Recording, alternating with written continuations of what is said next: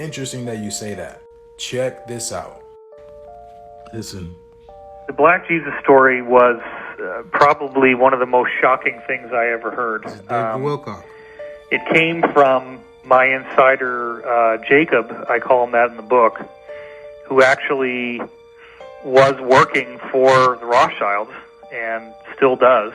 And Jacob Rothschild. also is a whistleblower who doesn't really do what they want, but continues to work for them because he feels like there's some very serious extraterrestrial threats to Earth and that what they're doing is very necessary to protect us. Answers is here. So the story goes that in the 1960s, there was a black man in Africa who came in with abilities complementary to those of Jesus.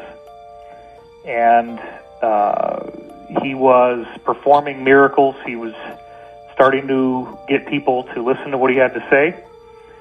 And the cabal tried to kill him. And, you know, they could shoot him in the head and his skull would just regenerate and the flesh would grow back and he was fine.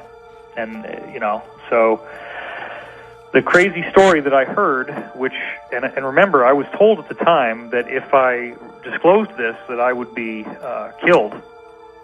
And I ended up putting it in the book anyway. The story was that this guy, you know, they finally said, okay, we're going to bring you to the United Nations and share your message with the world. Let's get you on this flight.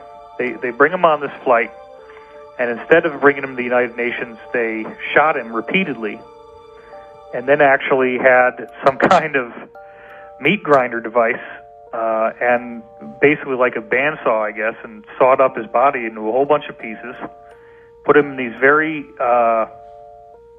like radioactive shielded containers, and then had all these fighter jets dock with the plane and fly his body parts to all corners of the world, where then these containers turned them into ash.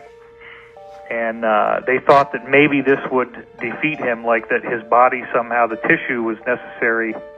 So if they destroyed all the tissue in all these places across the world, maybe they could defeat him.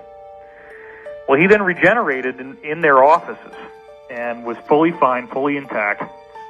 But the sad part is that he said, you know, you guys so badly do not want me to be here that I am not going to be able to do any more. You're going to get what you want, but bear in mind that in the future, many others like me will be coming, and when they do, you will not be able to stop us. We rise. Wow. Wow. Well, let's. Now, how about that for a story of Jesus? They didn't teach you that in history class, did it? Damn, I must have missed that class. It must have been happening around lunch.